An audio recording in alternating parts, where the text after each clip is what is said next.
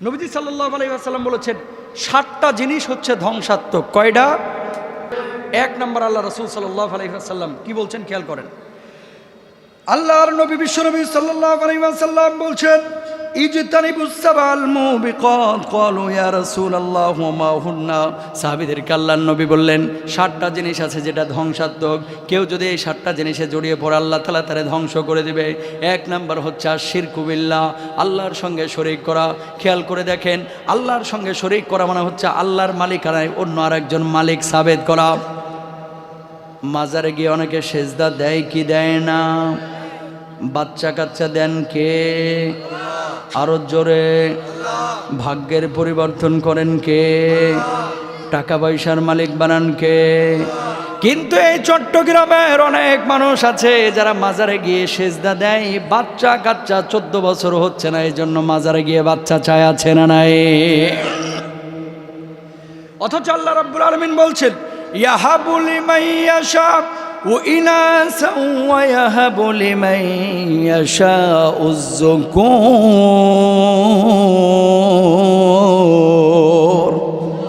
আল্লাহ রাব্বুল আলামিন বললেন যাকে ইচ্ছা তিনি আউযাউজুহুম যুকরানা ওয়া ইনাসা, সন্তান ছেলে দেন, যারা ইচ্ছে মেয়ে দেন, যারা ইচ্ছে ছেলেও দেন না মেয়েও দেন না, বন্ধা করে রেখে দেন। তাহলে বাচ্চা দেন কে?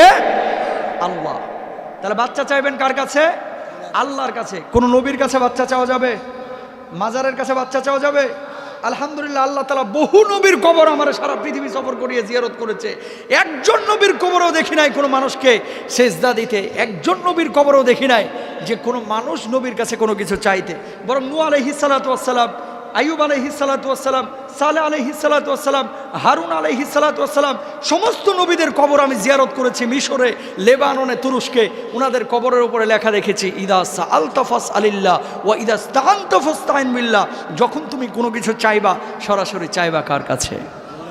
আরো জোরে। আল্লাহর কাছে চাইতে হবে, কবরের নবীর কাছে চাওয়া যাবে না। একজন নবীর কবরও দেখলাম না। কিন্তু বাংলার জমিনে চট্টগ্রামে অনেকে মাজারের কাছে কিছু চায় কি চায় না? আরো জোরে বলেন, চাই কি চায় না? এগুলো চাওয়া যাবে? জ্যোতিষী গণক এগুলো বিশ্বাস করা যাবে না। অনেকে হাত দেখাইতে যায় যে দেখেন না আমার হাতটার কি অবস্থা, সামনে আমার কপালে কি আছে। আর বাবা মনে করেন হাতটা দেখে বলতেছে হা সামনের 2 মাসে তোমার বড় বড় 2টা ফাড়া আছে, বিপদ আছে। তাহলে এই বিপদ থেকে উদ্ধারের উপায় কি? কই 600 টাকা দাও, এমন একটা তাবিজ দিব তোমার বিপদ থেকে, ওই তাবিজই রক্ষা করবে। নাউজুবিল্লাহ বলেন। বিপদ থেকে কি তাবিজ রক্ষা করতে পারে? রক্ষা করেন কে? আল্লাহ সুবহানাহু ওয়া তাআলা। তাহলে 1 নাম্বার আল্লাহ রাব্বুল আলামিন বলছেন বিশ্বনবী সাল্লাল্লাহু আলাইহি ওয়াসাল্লামের মাধ্যমে আশিরকু বিল্লাহ, কেউ যদি শিরিক করে সে ধ্বংস হবে। 2 নাম্বার আল্লাহর নবী বলছেন, খেয়াল করে দেখেন, ওয়াসিহরু, জাদু টোনা যারা করে তারাও ধ্বংস হবে। 3 নাম্বার আল্লাহর নবী সাল্লাল্লাহু আলাইহি ওয়াসাল্লাম বলছেন ওয়া কতলুন নাফসাল্লাতী হারামাল্লাহু ইল্লা বিল হক, অন্যায়ভাবে যারা মানুষকে হত্যা করে, কিয়ামতের আগে একটা বড় আলামত দেখা যাবে, মানুষকে হত্যা করবে। যারে হত্যা করা হবে তিনি জানবেন না কোন অপরাধে আমার হত্যা করা হলো, আর যে হত্যা করলো সেও জানবে না কোন অপরাধে তারা হত্যা আমি করলাম। এবার আপনারা বলেন আগের চাইতে হত্যা বেড়েছে না কমেছে? মুসলমান যখন আরেকজন মুসলমানকে হত্যা করবে, মুসলমান যখন অন্য মানুষকে বিনা অপরাধে হত্যা করবে, আল্লাহ রাব্বুল আলামিন তখন এই এলাকার মধ্যে গজব দিবেন, করোনা পাঠাবেন, অমিক্রণ পাঠাবেন, মহামারী পাঠাবেন, আর্থিক সংকট দেখা দিবে। মানুষ সমুদ্রে যাবে কিন্তু মাছ পাবে না, মানুষ চাকরি বাকরিতে যাবে কিন্তু আয় উপার্জন যা হবে তা দিয়ে সংসার চলবে না। আপনারা এখন বলেন মানুষের মধ্যে টাকা পয়সা আগের চাইতে বাড়ছে না কমছে? অবশ্যই আপনারা বলবেন যে হুজুর অনেক বাড়ছে, কিন্তু মানুষের মধ্যে হা হুতাশ আগের চাইতে কিন্তু কমে নাই, আরো বেড়ে গেছে। ঠিক কিনা? কথাগুলো গুরুত্বপূর্ণ, আপনারা বুঝলে বুঝেন, না বুঝলে না বুঝেন। মানুষের মধ্যে এই যে হা হুতাশ, এই হা হুতাশ গুলো মূলত এই পাপগুলো বেড়ে গেছে বিধায় আল্লাহ রাব্বুল আলামিন আপনার আমার উপর গজব দিয়ে দিচ্ছেন। ঠিক কিনা বলেন? কয় নাম্বার গেল? 3 নাম্বার। 4 নাম্বার আল্লাহ নবী সাল্লাল্লাহু আলাইহি ওয়াসাল্লাম বলছেন ওয়া আকলুর রিবা, যারা সুদ খায়। কি খায়? সুদ খায়, সুদ যখন বেশি খাবে আল্লাহর গজব তখন এলাকার মধ্যে আসবে, ওই মানুষের উপরে আসবে, ওই মানুষটা ধ্বংস হবে। প্রিয় ভাইরা আমার, আল্লাহ রাসূল সাল্লাল্লাহু আলাইহি ওয়াসাল্লাম মেরাজে যখন গেছেন, যাওয়ার পরে দেখে যে রক্তের সাগরে কারা কারা যেন সাঁতরাইতেছে, আর বারবার উপর থেকে পাথর মারা হচ্ছে, পাথরের আঘাতে মানুষের মাথাগুলো চূর্ণ বিচূর্ণ হয়ে যাচ্ছে। আল্লাহর নবী জিবরিল আমিনকে জিজ্ঞেস করলেন, ও জিবরিল আমিন, এই মানুষগুলো কারা, এদেরকে এভাবে শাস্তি দেওয়া হচ্ছে কেন? ওই জিবরিল আমিন তখন বললেন, ইয়া রাসূলুল্লাহ, ইয়া হাবিবাল্লাহ, এই মানুষগুলো ছিল দুনিয়ার বুকে সেই মানুষ, যেই মানুষগুলো সুদ খাইতো। এই জন্য আল্লাহ রাব্বুল আলামিন সেই শাস্তির ব্যবস্থা করেছেন।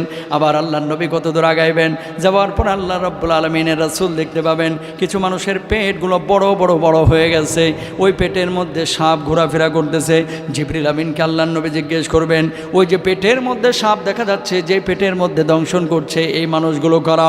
আল্লাহর নবীকে তখন বলবে, জিবরিল আমিন বলবেন, ওগো নবীজি, এই মানুষগুলো হচ্ছে দুনিয়ার বুকে সেই মানুষ, যেই মানুষগুলো দুনিয়ার বুকে সুদ খেয়েছিল, পেটের মধ্যে হারাম ঢোকাইছিল। এই জন্য আল্লাহ রাব্বুল আলামিন তার সেই শাস্তির ব্যবস্থা করেছেন। বলুন নাউজুবিল্লাহ। 4 নম্বর গেছে। 5 নম্বর আল্লাহ নবী সাল্লাল্লাহু আলাইহি ওয়াসাল্লাম বলছেন, ওয়া আকলু মালিল ইয়াতীম, অনেকে এতিমের সম্পদ ভক্ষণ করে, আছে না নাই? 6 নম্বর আল্লাহ নবী বলছেন, ওয়া তাওয়াল্লা ইয়াউমুজ জাফি, এমন কিছু মানুষ রয়েছে যারা যুদ্ধ ময়দানে যায় আল্লাহর দিন কায়েমের জন্য, কিন্তু যুদ্ধ ময়দান থেকে পলায়ন করে, আছে না নাই? যখন মিছিলে যায় আল্লাহকে গালি দেওয়া হয়, নবীকে গালি দেওয়া হয়, আন্দোলন করে প্রতিবাদ করে, কিন্তু মিছিলে যখন পুলিশ একটা টিয়ার সেল নিক্ষেপ করে, অমনি পেছন দিয়ে দৌড় দিয়ে বাড়িতে এসে ঘুমায়, এমন লোক আছে না নাই? আছে না? যারা আল্লাহর রাস্তায় লড়াই করার জন্য যাবে কিন্তু পেছন থেকে ঘুরে চলে আসবে, এলাকার মধ্যে গজব আসবে, ওই মানুষগুলোর জন্য ধ্বংস অনিবার্য। আল্লাহ রাসূল সাল্লাল্লাহু আলাইহি ওয়াসাল্লাম বলছেন। এরপর আল্লাহ রাসূল বলছেন, ওয়া কযফুল মুহসিনাতিল মুমিনাতিল গাফিলাত, এমন মুমিনা নারীর উপরে কেউ যদি অপবাদ দেয়, যে মুমিনা নারী সতী সাধ্বী, ভালো মানুষ, নেককার, মুত্তাকিয়া, পরেজগার, কিন্তু বলে যে এই মানুষটি পাপাচারে নিমজ্জিত হয়েছে, লিপ্ত হয়েছে, এমন সতীসাধ্য নারীর উপরে কেউ যদি অপবাদ দেয়, তাহলে সে ধ্বংস হয়ে যাবে। বলুন নাউজুবিল্লাহ। তাহলে 7টা কাজ বলেছিলাম, যেই 7টা কাজ হচ্ছে ধ্বংসাত্মক কাজ। যখন আপনার মধ্যে আসবে তখন আপনি শান্তি পাবেন না, আপনার উপরে গজব আসবে। প্রিয় ভাইরা, খেয়াল করেন, সুদ দিয়ে কখনো কোনো মানুষ বড় লোক হয় না। সাময়িকভাবে তার কাছে কিছু লাভ আসে, উপঢৌকন আসে, কিন্তু স্থায়ীভাবে এই লাভটা সে রাখতে পারে না। খেয়াল করে দেখেন, আপনার এলাকার মধ্যে যত ধনী মানুষ আছে, এরা কিন্তু সুদ খায় সবাই ধনী হয় নাই, বরং টাকা আনছে, এই টাকাটা সুদের টাকা রাখতে পারে নাই। এই কথা আল্লাহ রাব্বুল আলামিন পবিত্র কোরআনুল কারিমে বলেছে। আপনারা ধনী হতে চান কি চান না? চান ধনী হইতে? এই টাকা পয়সা হোক, আপনারা কি চান? 2টা কাজ করবেন। কয়টা? আরো জোরে বলেন। 2টা কাজ করবেন। যারা চান আর্থিক সচ্ছলতা, টাকা পয়সা, ধনী হতে চান যারা, 2টা কাজ করবেন। 1 নাম্বার, আল্লাহ সুবহানাহু ওয়া তাআলা পবিত্র কোরআনুল কারিমে বলেছে, ফাকুলতু আস্তাগফিরু রাব্বাকুম ইন্নাহু কানা গফফারা, তোমরা বেশি বেশি ক্ষমা প্রার্থনা করো, আল্লাহ ক্ষমাশীল, আল্লাহ ক্ষমা করবেন। যদি ক্ষমা বেশি চান, ইউরসিলিস সামা আলাইকুম মিদরারা, আল্লাহ আকাশ থেকে আপনার জন্য বৃষ্টি বর্ষণ করবেন, ওই বৃষ্টি দিয়ে গোটা এলাকা সবুজে শ্যামলে ফসলে ভরে দিবেন। বলুন সুবহানাল্লাহ। তো গোটা এলাকায় ফসল বেশি হইলে আপনি ফসল কম দামে কিনতে পারবেন কি পারবেন না বলেন? 1 নাম্বার, বেশি বেশি ইস্তেগফার করবেন। 2 নাম্বার, আল্লাহ রাসূল সাল্লাল্লাহু আলাইহি ওয়াসাল্লামও বলেছেন, আল্লাহ তাআলাও বলেছেন। খেয়াল করেন কোরআনুল কারিমে আল্লাহ তাআলা বলছেন কি? আল্লাহ রাব্বুল আলামিন বলছেন, ইয়ামহাকুল্লাহুর রিবা ওয়া ইউরবিস সাদাকাত।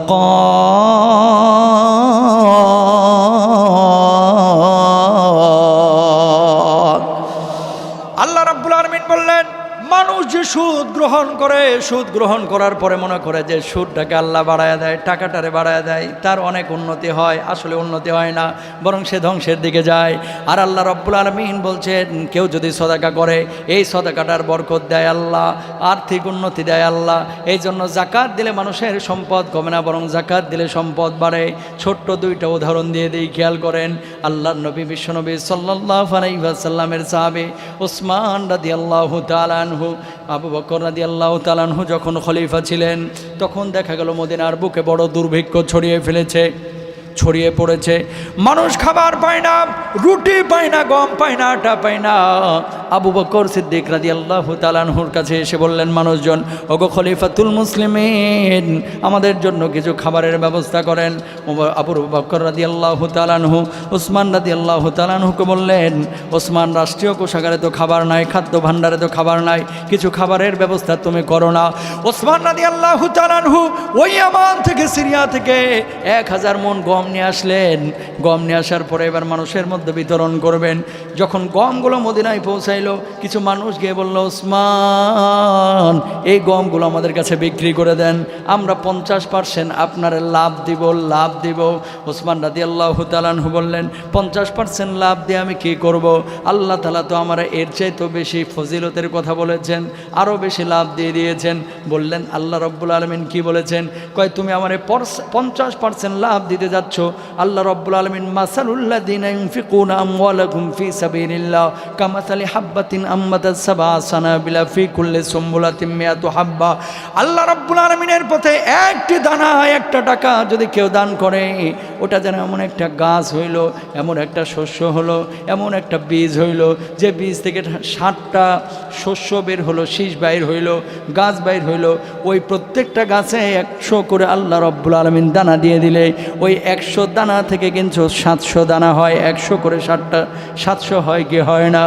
আল্লাহর নবী, বিশ্বনবী সাল্লাল্লাহু আলাইহি ওয়াসাল্লামের সাহাবী ওসমান রাদিয়াল্লাহু তাআলা আনহু বললেন, কেউ যদি আল্লাহ রাব্বুল আলামিনের জন্য 1 কেজি গম আল্লাহর রাস্তায় খরচ করে, আল্লাহ রাব্বুল আলামিন তারা এত দিয়ে দেন যে 7 কেজি না 700 কেজি পরিমাণ গমের সওয়াব আল্লাহ তাআলা দিয়ে দেন। বলুন সুবহানাল্লাহ। প্রিয় ভাইরা আমার, 1000 মণ গম যে নিয়ে আসলো, 50% দাম দিতে চাইলো ব্যবসায়ীরা। ওসমান রাদিয়াল্লাহু তাআলা আনহু বললেন যে, আমার আল্লাহ তো 700 গুণ বেশি সওয়াব আমার কমিটমেন্ট করেছে, আমি তোমাদের কাছে এই গম বিক্রি করব না, বিনামূল্যে মানুষকে এই গম বিতরণ করব। আল্লাহ তাআলা যে এই ওসমান রে ধনী বানাইছিলেন, এমনি বানান নাই, তিনি মানুষের জন্য এই কাজগুলো করেছেন, বিধায় আল্লাহ তাআলা ধনী বানাইছেন। বলুন সুবহানাল্লাহ। 1 নম্বর, সুলাইমান আলাইহিস সালাতু ওয়াস সালাম, আল্লাহ রাসূল সাল্লাল্লাহু আলাইহি ওয়াসাল্লাম বলছেন, আস-সাদাকাতু তারুদ্দুল বালা, দান সদাকা মানুষকে বিপদ আপদ থেকে রক্ষা করে। খেয়াল করেন, সুলাইমান আলাইহিস সালাতু ওয়াস সালাম তিনি একদিন বসে আছেন তার ঘরের মধ্যে, হঠাৎ একজন লোক আসলো। আসার পরে বললেন, ও সুলাইমান নবী, একটা পাখি আসলো সুলাইমান নবীর কাছে। আসার পরে বললো, ও সুলাইমান নবী, আমার পাখি, আমি যে ডিম পাড়ি, আমার খাঁচা থেকে, আমার বাসস্থান থেকে একজন চোর প্রতিদিন ডিম চুরি করে নিয়ে গিয়ে খেয়ে ফেলে, আপনি একটু ওই ব্যক্তিকে শাসায়া দেন যাতে করে এই পাখির বাসা থেকে সে ডিম না খায়। সুলাইমান নবী পরবর্তী দিন ওই ব্যক্তিকে ডাকলেন। ডাকার পরে বললেন, খবরদার, কালকে থেকে আর ওর বাসা থেকে ডিম নিয়ে আসবা না। বললেন, কেন? আমি ডিম খাইলে সমস্যা কি? কই, এই ডিমটা তুমি যে খাও, পাখি আমার কাছে অভিযোগ করেছে, এই জন্য তুমি ডিমটা খাবা না। চোর ওই যে ব্যক্তি প্রতিদিন ডিম নিয়ে আসতো, সুলাইমান নবীর কথাটা শুনলেন না, আবার পরবর্তী দিন ডিমটা চুরি করে খেয়ে ফেললেন। পাখি এসে অভিযোগ করলো। এবার 2 জন জিনকে সুলাইমান আলাইহিস সালাতু ওয়াস সালাম ওই গাছের উপরে নিয়োগ করলেন যে কালকে যখন এই ডিম চোর গাছের উপরে উঠবে, সঙ্গে সঙ্গে আঘাত করে গাছের নিচে ফেলে দিয়ে একে একটু ব্যথা দিয়ে দিবি। আল্লাহু আকবার বলেন। তো জিন প্রস্তুত আজকে শাস্তি দিবে গাছের ডিম চুরি করতে গাছে উঠবে। ওই মুহূর্তে একজন ভিক্ষুক এসে তার কাছে হাত পাতছে। উনি কিছু টাকা ওই ভিক্ষুককে দান করে দিয়েছে। যখন ভিক্ষুককে দান করে দিল কিছু টাকা, সঙ্গে সঙ্গে ও যে ডিম চুরি করতে উঠেছে, জিনেরা ওরা আঘাত করবে, ঠিক ওই মুহূর্তে 2 জন ফেরেশতা এসে 2 জিনকে নিয়ে দক্ষিণ দিকে নিক্ষেপ করেছে, ওই ব্যক্তিকে আঘাত করতে দেয় নাই। আল্লাহু আকবার বলে। সুলাইমান নবীর কাছে পরবর্তী দিন পাখি আবার আসছে, কারণ উনি তো সবার কথা শুনতো। কয়, ও সুলাইমান নবী, আপনি কেন তারা ধরতে পারলেন না? কয়, কেন? আবার তো ডিম চুরি করেছে। এবার জিনদেরকে ডাকছে। ডাকার পরে বলতেছে, কিরে, তোদেরকে না বলছি কালকে ওরে ফেলায় দিতে গাছের ওপর থেকে, ফেলতে পারলি না কেন? তখন বলতেছে, আমরা দেখতে পেলাম ওই ব্যক্তি যখন গাছে উঠতেছিল কিছু দান একজন ভিক্ষুককে করলো, ওই দান করার কারণে আল্লাহ রাব্বুল আলামিন তারা আঘাত দেওয়া থেকে আমাদেরকে বারণ করেছেন, ফেরেশতার মাধ্যমে আমাদেরকে দূরে ঠেলে দিয়েছেন, আমরা ওই ব্যক্তিকে সাইজ করতে পারি নাই। বলুন আল্লাহু আকবার। কিসের কারণে? দানের কারণে, সদাকার কারণে। এখন আপনারা বলেন, সুদ ভালো না সাদাকা ভালো? কথা বলেন। সাদাকা ভালো, সুদ ভালো না। তাহলে 1 নাম্বার বলছিলাম কি, ক্ষতিগ্রস্ত মানুষ তারা না যারা ঈমান এনেছে। 2 নাম্বার বললাম কি, ক্ষতিগ্রস্ত মানুষ তারা না যারা সৎ কাজ করেছে। এবার আসেন 3 নাম্বার। 3 নাম্বার আল্লাহ রাব্বুল আলামিন বলছেন ওয়াতাওয়াসাউ বিল হাক্কি ওয়াতাওয়াসাউ বিস সবর। যারা ঈমান আনলো, সৎ কাজ করলো, এরপরের দায়িত্ব হচ্ছে মানুষকে সত্যের পথে আহ্বান করা, দিনের পথে আহ্বান করা, দিন কায়েমের জন্য চেষ্টা করা। অনেক মানুষ নিজে নামাজ পড়ে, রোজা করে, হজ করে, কিন্তু দিন কায়েমের জন্য চেষ্টা করে না। আল্লাহর নবী বলছেন এরা প্রকৃত মুসলমান না। আল্লাহ রাব্বুল আলামিন বলছেন এরা ক্ষতির মধ্যে। আপনি দেখেন নিজে নামাজ পড়ছেন, রোজা করছেন, কিন্তু হজ যাকাত সবই করলেন, দিনের পথে মানুষকে আহ্বান করলেন না, আল্লাহর জমিনে আল্লাহর দিন কায়েমের জন্য চেষ্টা করলেন না। আপনিও ক্ষতিগ্রস্ত মুসলমানের মধ্যেই পড়ে গেলেন, মানুষের মধ্যেই পড়লেন। এটা আমার কথা না, বরং কার কথা? আরো জোরে।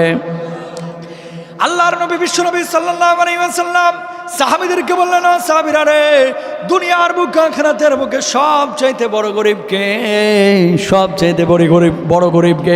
সাহাবীরা বললেন, ইয়া রাসূলুল্লাহ, যার টাকা পয়সা নাই সেই তো সবচাইতে বড় গরিব। আল্লাহর নবী বললেন, না, যার টাকা পয়সা নাই সে সবচাইতে বড় গরিব না, বরং কিয়ামতের ময়দানে এমন কিছু নামাজি উঠবে, রোজাদার উঠবে, যারা জান্নাতে যাওয়ার কাছাকাছি চলে যাবে, তাদের আমলগুলো থাকবে ভরপুর, কিন্তু পেছন থেকে কিছু মানুষ এসে থাবা মেরে ধরবে, বলবে, আল্লাহ, এই মানুষগুলোকে জান্নাতে দেওয়ার আগে আমাদের কিছু কথা আছে। আল্লাহ রাব্বুল আলামিন তখন বলবে, কেন, তোমাদের কি কথা একটু বলো। তখন ওই মানুষগুলো বলবে, আল্লাহ, এই মানুষগুলো নামাজ পড়তো, রোজা করতো, হজ করতো, যাকাত দিত, সব ঠিক ছিল, কিন্তু মানুষের হক নষ্ট করতো, আমার হক মেরে খেয়ে দিয়েছে, আমার হক মেরে দিয়েছে, আমার জমি একাই দখল করে খেয়েছে। আমরা 5 ভাই ছিলাম, 4 ভাইয়ের সম্পত্তি বাপের একাই এই ভাই দখল করে খেয়ে নিয়েছে। ওগো আল্লাহ, এই মানুষগুলো যে মানুষের হক নষ্ট করেছে, আজকে হকগুলো বুঝিয়ে দেন, তারপরে জান্নাতে দেন। আল্লাহ রাব্বুল আলামিন তখন ওদের আমলগুলো কেটে কেটে এই মানুষগুলোকে দিতে থাকবে। একটা পর্যায়ে দেখা যাবে উহুদ পাহাড় সমপরিমাণ সওয়াব নিয়ে যারা কিয়ামতের ময়দানে উঠেছিল, আজকে তাদের আমল বলতে কিছু নাই, কিছুই থাকলো না। পাওনাদারদেরকে দিতে দিতে নিজে শূন্য হয়ে গেল, আর আল্লাহর জাহান্নামে চলে গেল। বলুন নাউজুবিল্লাহ। ভাইরা আমার, এই জন্য নামাজ পড়লে, রোজা করলে জান্নাতে যাওয়া যাবে না, বরং আল্লাহ যেভাবে চলেছে, আল্লাহ বলছে তুই নামাজ পড়ছিস, রোজা করছিস, ভালো কথা, কিন্তু অন্যের হক নষ্ট করিস না, আইল ঠেলে জমি দখল করিস না, আরেকজনের 2000 টাকা মাইরে দিস না, 20,000 টাকা ঋণ নেয়া খায়া ফেলিস না। এগুলোও কিন্তু ঈমানের পাঠ, এগুলোও কিন্তু ঈমানদারের লক্ষণ, এগুলোও কিন্তু একজন মুসলমান মানতে হবে। না মানলে জান্নাতে যাওয়া যাবে না। তাহলে দেখেন, কিছু বাবা সন্তান জাহান্নামে যাবে, বাপকে থাবা মেরে ধরবে, সন্তান বলবে, আল্লাহ, আমার জাহান্নামে যাওয়ার আগে আমার বাপের জাহান্নামে দেন। বলবেন, কেন, কি হয়েছে? আমার বাপ আমার দিন শিখায় না, এই জন্য আজকে আমি জাহান্নামে যাচ্ছি। বলুন নাউজুবিল্লাহ। কথা বুঝতে পেরেছেন? এই জন্য কু আনফুসাকুম ওয়া আহলিকুম নারা, নিজে দিন শিখেন, দিন মানেন, ইসলাম শিখেন, ইসলাম মানেন, পরিবারে ইসলাম মানান, স্ত্রীদেরকে পর্দাসীন বানান, সন্তানদেরকে নামাজি বানান। আল্লাহর দিন যারা কায়েমের জন্য চেষ্টা করছে, তাদের দলভুক্ত সন্তানকে করেন। আল্লাহ কবুল করুন, বলুন আমিন। আর বেশি সময় নেব না, অল্প সময়, 5-7 মিনিট, তারপর আলোচনা শেষ। এরপর আল্লাহ রাসূল সাল্লাল্লাহু আলাইহি ওয়াসাল্লামকে আল্লাহ রাব্বুল আলামিন বলছেন, ক্ষতিগ্রস্ত মানুষ তারা না, কারা? ওয়াতাওয়াসাউ বিস-সাবরি ওয়াতাওয়াসাউ বিল হক। এক তো হচ্ছে যে ওয়াতাওয়াসাউ বিল হক, যারা মানুষকে সত্যর দিকে আহ্বান করে, সঠিক পথে আহ্বান করে। 2 নাম্বার হচ্ছে মানুষ যখন বিপদে পড়ে যায়, সুখে শুকর করে, দুঃখে ধৈর্য ধারণ করে। কার উপরে বলেন? আল্লাহ সুবহানাহু ওয়া তাআলার উপরে ধৈর্য ধারণ করে। ইল্লাল্লাযীনা আমানু ওয়া আমিলুস সালিহাত ওয়াতাওয়াসাউ বিল হাক্কি ওয়াতাওয়াসাউ বিস সবর, যারা ধৈর্য ধারণ করে। আচ্ছা, এই পৃথিবীর বুকে এমন কোনো মানুষ আছে যে জীবনে কোনোদিন বিপদে পড়ে নাই? এমন কোনো মানুষ আছে? একজন মানুষ আছে যে জীবনে বিপদে পড়ে নাই? আল্লাহ যাকে যত বেশি ভালোবাসেন তারে তত বেশি বিপদ আপদ দিয়ে পরীক্ষা করেন। বলুন সুবহানাল্লাহ। আল্লাহর নবীকে আল্লাহ পরীক্ষা করেছেন। আল্লাহ চাইলে কি নবীজিকে স্বর্ণের বাড়ি বানিয়ে দিতে পারতেন না? পারতেন কি পারতেন না? আল্লাহর নবী বলছেন, নবীদেরকে আল্লাহ তাআলা সবচাইতে বেশি ভালোবেসেছেন, পরীক্ষাও করেছেন বেশি। খেয়াল করেন আল্লাহর নবী কি বলছেন। আল্লাহর নবী বিশ্বনবী সাল্লাল্লাহু আলাইহি ওয়াসাল্লাম বলছেন, আশাদ্দুন নাসি বালাআন আল আম্বিয়া সমস্ত নবী আম্বিয়া আলাইহিমুস সালাতু ওয়াস সালামকে আল্লাহ রাব্বুল আলামিন বড় বড় বিপদের সম্মুখীন করেছেন। আল্লাহ রাব্বুল আলামিন এই দুনিয়ার বুকে যারে যত বেশি ভালোবাসেন, যারে তত বেশি বড় বড় পরীক্ষার সম্মুখীন করেন। আল্লাহ রাব্বুল আলামিন যারে যত বেশি পছন্দ করেন, তারে তত বেশি বিপদ আপদ দিয়ে পরীক্ষা করেন। সুতরাং মুমিন কখনো হতাশ হবে না, কখনো এই কথা বলবে না যে আল্লাহ কাউরে কি পাইলো না, শুধু আমারই পাইলো। যত বিপদ সব আল্লাহ আমার উপরে ঢাইলা দিছে, এরকম কথা বলে কি বলে না? বলে না এরকম কথা যে আল্লাহকে আর কাউরে পাইলো না? মনে রাখবেন, আপনাকে যদি আল্লাহ পছন্দ করে, আল্লাহ আপনারে পরীক্ষা করবেন কি দিয়ে? ওয়ালা নাবলুয়ান্নাকুম বিশাইইম মিনাল খাউফি ওয়াল জু। আল্লাহ কখনো পরীক্ষা করবেন আপনারে ভয় দিয়ে, ওয়াল জুই ক্ষুধার যন্ত্রণা দিয়ে, ওয়ানাকসিম মিনাল আমওয়াল সম্পদ নষ্টকরণ দিয়ে, ওয়ানাকসিম মিনাল আমওয়ালি ওয়াল আনফুসি ওয়াস সামারাত আপনার জীবনের বিনাশ দিয়ে, আত্মীয় স্বজনকে মাইরা মেরে ফেলে আল্লাহ রাব্বুল আলামিন ইন্তেকাল করায় আপনারে পরীক্ষা করবেন। ফসল ফলাদের বিনষ্টকরণ দিয়ে, নষ্ট করার দ্বারাও আল্লাহ তাআলা আপনারে পরীক্ষা করবেন। বলুন আল্লাহু আকবার। তাহলে একজন মুমিন সফলকাম মুমিন কখন হবে? ওয়াবাশশিরিস সাবিরিন, যারা ধৈর্য ধারণ করবে, ধৈর্যশীল হবে।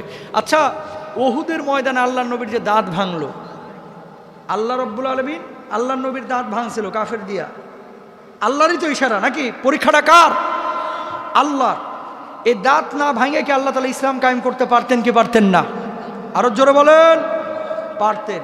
তাইফে যে নবীজির গায়ে থুথু মারলো পাগল বলে, আল্লাহ তাআলা এই থুথু না দিয়ে কি ইসলাম কায়েম করতে পারতেন কি পারতেন না? পারতেন। নবীজিকে আল্লাহ রাব্বুল আলামিন একবেলাও ঠিক মতো খাওয়াইলেন না, নবীজি অল্প অল্প খেয়ে বেঁচেছিলেন। আল্লাহ তাআলা চাইলে নবীজিকে বেশি খাওয়াইতে পারতেন কি পারতেন না? তো যে নবীর জন্য এত আয়োজন, এত কিছু আল্লাহ বানাইলেন, যে নবীকে আল্লাহ এত ভালোবাসলেন, ওই নবীকে এত কষ্ট কেন দিলেন? কারণ একটাই, আল্লাহ যারা যত বেশি পছন্দ করেন তারে তত বেশি বিপদ দিয়ে পরীক্ষা করেন।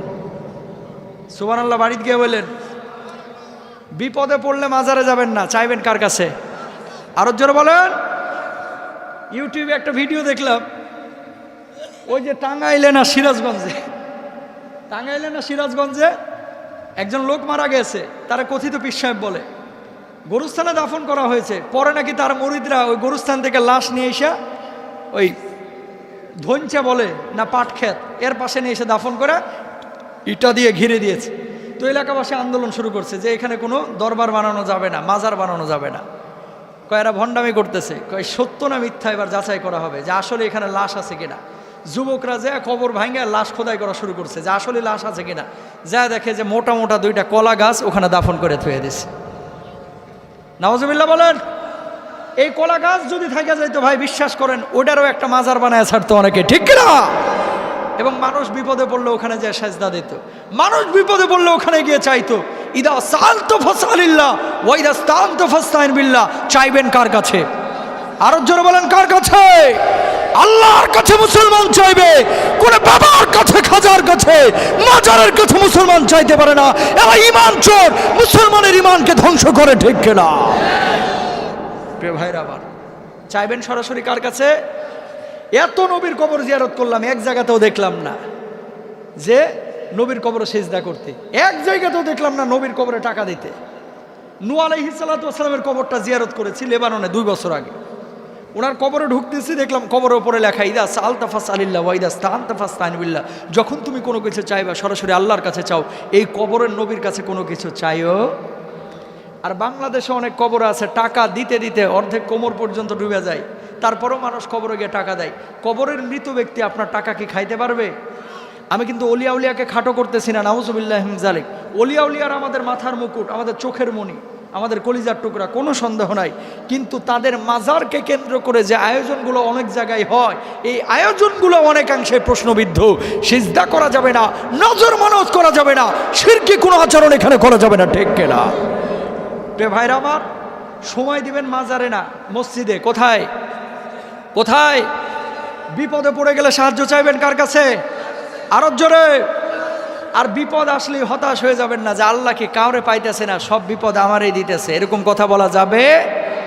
বাপ মাকে সম্মান করবেন, স্ত্রীদেরকে ভালোবাসবেন। আর যে 7টা কাজ বলেছি ধ্বংসাত্মক কাজ, সূরা আসরের আলোকে তাফসীর করতে গিয়ে এই 7টা কাজ করা যাবে না। তাহলে আসর থেকে শিখলাম 4টা। কয়টা শিক্ষা? কয়টা? এক নম্বর শিক্ষা, ঈমান আনলে প্রকৃত ঈমানদার হইতে হবে। আব্দুল্লাহ জুলবাজাদাইন যখন ইসলাম কবুল করলেন, চাচা ছিল মুশরিক, বলতেছে আব্দুল্লাহ, ইসলাম যদি কবুল করিস, পূর্বের ধর্ম যদি ছাড়িয়ে দিস, তোর বাড়ি হারাইতে হবে, গাড়ি হারাইতে হবে, সম্পদ, এগুলো কিচ্ছু পাইবি না, সব আমি কিন্তু কেড়ে রেখে দেবো, এমনকি তোর লজ্জাস্থানের কাপড়ও খুলে নেব। বললো যে আমি বাড়ি দিয়ে দিলাম, গাড়ি দিয়ে দিলাম, সম্পদ দিয়ে দিলাম, জান লজ্জাস্থানের কাপড়ও খুলে দিয়ে উলঙ্গ হয়ে গেল, আল্লাহর কসম সব হারাতে রাজি আছি, ঈমান হারাতে আমি রাজি নাই, ঠিক কিনা? আর মুসলমানের বাচ্চারা ঈমান হারাইতে রাজি আছে, কিন্তু সুদের টাকা ছাড়তে রাজি নাই। কথা কয় না? এই মুসলমান, নিজের বাপের নামে গালি দিলে কলিজায় লাগে কি লাগে না? কথা বলেন। এটাও ঈমানের পাঠ। বাপের নামে গালি দিলে কলিজায় লাগে, মার নামে গালি দিলে কলিজায় লাগে, আল্লাহকে, আল্লাহর নবীকে গালি দিলে আপনার হৃৎপিণ্ড জ্বলে উঠবে, আন্দোলন প্রতিবাদ করতে হবে, ঠিক কিনা? প্রিয় ভাইরা আমার, সুতরাং খেয়াল করেন, ঈমানের দাবি বড় দামি জিনিস। খালি নামাজ পড়েই যদি জান্নাতে যাওয়া যাইতো, কাবা তওয়াফ করেই যদি জান্নাতে যাওয়া যাইতো, আবু জেহেল্লা তারাও তো কাবার মধ্যে যাইতো, কাবাকে শ্রদ্ধা করতো, ভালোবাসা দেখাইতো না? তো আবু জেহেল্লাও জান্নাতে যাইতো, কিন্তু কেন যাবে না? কারণ তারা ঈমান আনে নাই, আল্লাহ যেভাবে চলতে বলেছে সেভাবে চলে নাই। সুতরাং আংশিক মুসলমান, আংশিক মুনাফিক হওয়া যাবে। উদখুলু ফিস সিলমি কাফা। আজকে এই মাহফিলটা যারা আয়োজন করেছে যুবকরা, এটা ভালো কাজ। এরা এখানে গান বাজনা করতে পারতো, কিন্তু সেটা করে নাই, কোরআনের মাহফিল করেছে। কথা বুঝতে পেরেছেন? সুতরাং আমাদের ভাইদেরকে সহযোগিতা আপনারা করবেন। ঈমান আনার মতো আনতে হবে। 2 নম্বর, সৎ কাজ করতে হবে। 3 নম্বর, সত্য পথে মানুষকে উপদেশ দিতে হবে, ডাকতে হবে, আহ্বান করতে হবে, দিন কায়েমের জন্য চেষ্টা করতে হবে। আর 4 নম্বর হচ্ছে ধৈর্য ধারণ করতে হবে সর্বাবস্থায়। আল্লাহ তৌফিক দান করুন, বলুন আমিন।